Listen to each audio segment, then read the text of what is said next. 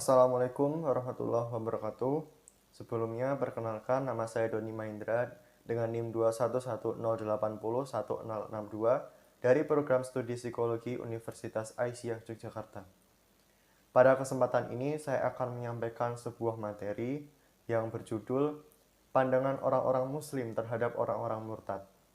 Yang pertama, terlebih dahulu kita harus mengetahui makna dari kata murtad itu. Kata murtad itu berasal dari kata roda yang memiliki arti mengembalikan, memalingkan, menutup, menolak, bantahan, dan mencegah. Lalu kata murtad itu juga berasal dari kata irtad yang berarti kembali, mundur, dan membalik. Lalu istilah murtad itu berasal dari gabungan kata irtoda an dinihi yang berarti menolak atau mengembalikan dari agamanya. Lalu dalil yang membicarakan mengenai murtad itu terdapat dalam Quran Surat Al-Baqarah ayat 217. Dalam ayat ini dijelaskan bahwa seseorang yang murtad lalu meninggal dunia tanpa sempat bertaubat, maka seluruh amal ibadah yang pernah dilakukannya tidak akan diterima Allah Subhanahu wa taala. Lalu juga terdapat dalam Quran Surat An-Nisa ayat 137 yang dijelaskan bahwa orang-orang yang beriman lalu kafir, kemudian beriman lagi, kemudian kafir lagi, lalu bertambah kekafirannya, selamanya hingga meninggal dalam kekafirannya, maka Allah tidak akan mengampuni mereka setelah mereka meninggal dunia, dan tidak pula menunjukkan kepada mereka jalan yang lurus, yaitu jalan menuju surga.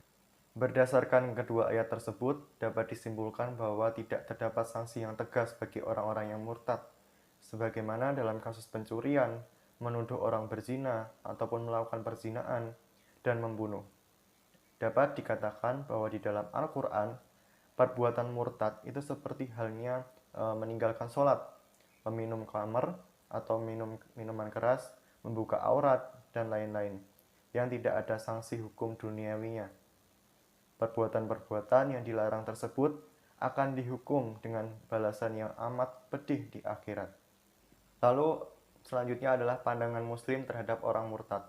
Dalam fatwa tarjih, bergaul atau berhubungan baik dengan non-muslim dalam ruang lingkup kemasyarakatan itu boleh dilakukan, termasuk menyantap makanan suguhan ketika bertamu di rumah non-muslim, sepanjang bukan termasuk makanan yang haram atau mengandung sesuatu yang haram. Karenanya, fatwa tarjih menegaskan bahwa menerima tamu atau bertamu ke rumah non-muslim harus bersikap baik dan dengan penuh penghormatan. Lalu, fatwa tarjih juga membatasi pergaulan dengan non-muslim. Di sini bisa diartikan bahwa boleh menerima sesuatu dari non-muslim jika diberikan secara murni dan tidak mengikat, serta barang yang diberikan adalah barang yang halal. Karenanya, umat Islam itu diperbolehkan menerima sesuatu, misalnya berupa karpet atau sajadah untuk keperluan sholat dari pemeluk agama lain. Akan tetapi, dalam fatwa tarjih ditegaskan bahwa umat Islam itu tidak dibenarkan untuk menyumbang sesuatu yang digunakan untuk sembahyang agama orang lain, karena hal tersebut merupakan perbuatan menolong kepada kejelekan dan dosa. Selain itu, fatwa tarjih dengan tegas menyatakan bahwa mengikuti prosesi ibadah non-muslim hukumnya adalah haram, termasuk tidak dianjurkan mengucapkan selamat untuk hari-hari besar peribadatan non-muslim seperti Natal. Sebab kerukunan beragama hanya bisa terjadi di luar bidang akidah dan ibadah. Umat Islam itu diperbolehkan untuk bekerja sama atau bergaul dengan non-muslim dalam persoalan muamalah duniawiyah. Karenanya, seorang muslim tidak diperbolehkan mengikuti prosesi Natal. Namun bila dalam rangka membantu persiapan perayaan Natal seperti penyiapan tempat, tenaga, dan keamanan itu diperbolehkan. Mungkin itu saja yang dapat saya sampaikan. Apabila ada kesalahan, saya mohon maaf. Saya akhiri. Wassalamualaikum warahmatullahi wabarakatuh.